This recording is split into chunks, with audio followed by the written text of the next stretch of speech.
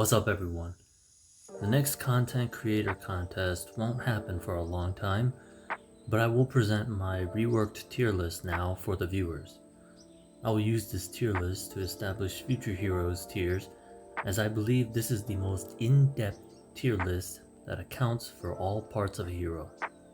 Therefore, I am renaming my tier list from individual tier list to hero analysis and efficiency tier list, because it uses complex calculations to quantitatively determine the strengths and weaknesses of heroes and rate them on how useful they are across all aspects of the game.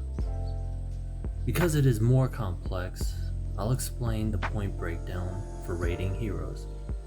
Everything is based on maxed heroes with iconic weapon 600 and 7 divinity nodes.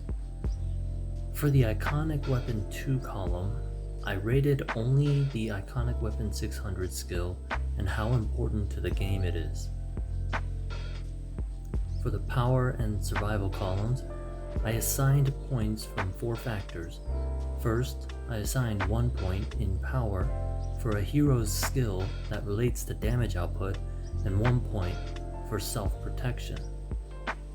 Second, I assigned different fractional points for a hero having certain divinity skills for their best 7 node setup.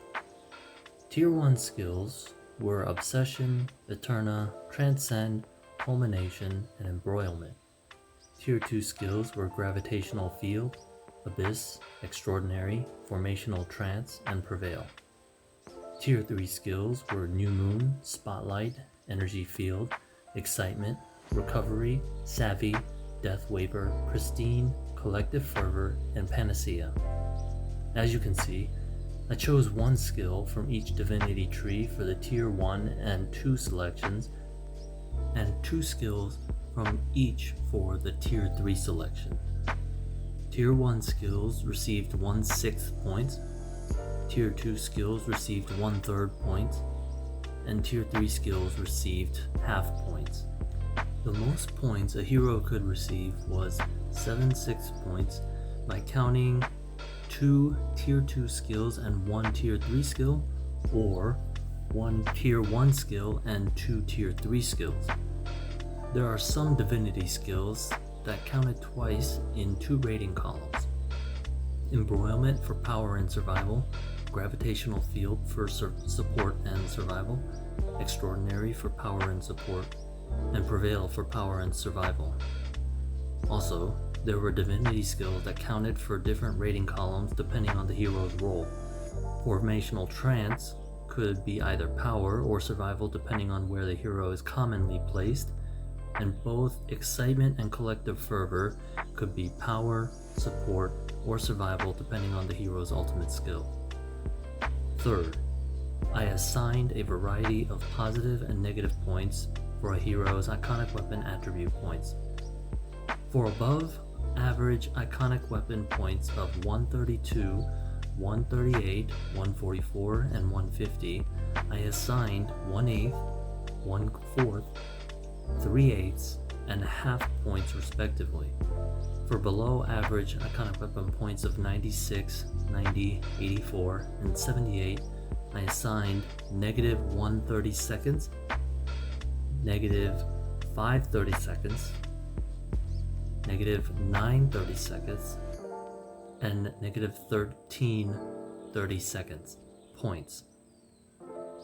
For iconic weapon, the minimum points is 78, the maximum points is 150, and there are intervals of 6 points between them.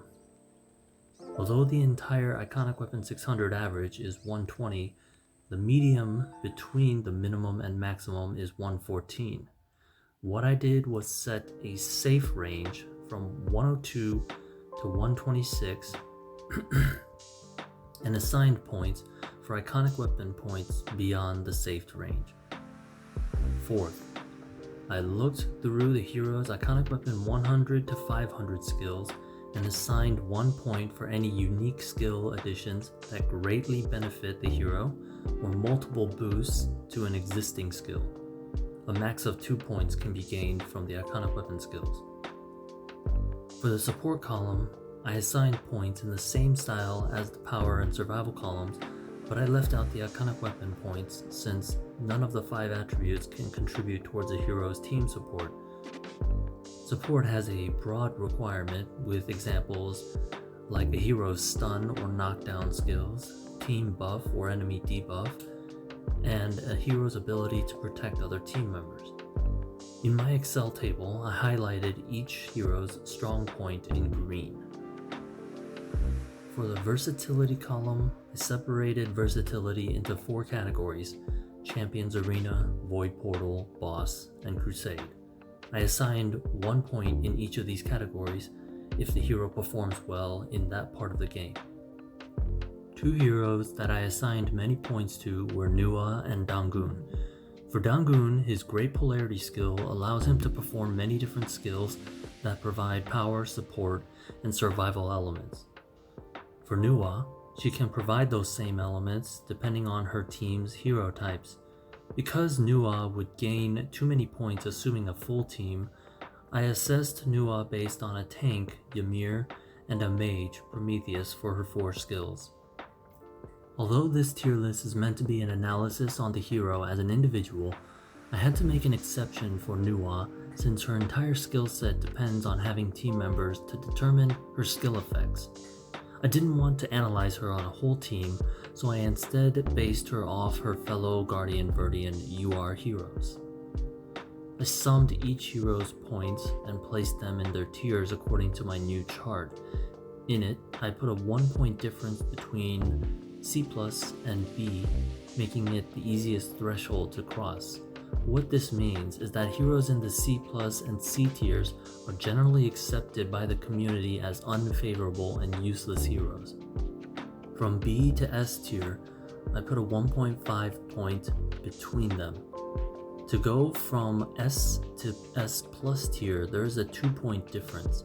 What this means is heroes in the S+ tiers are exceptionally useful heroes that can perform well in every mode and event. Here's the new tier list results. I placed the heroes in order of highest points within each tier from left to right. For my US viewers, enjoy your upcoming Independence Day holiday. For everyone, good luck in the upcoming Crusade of Edda event. Thanks for listening.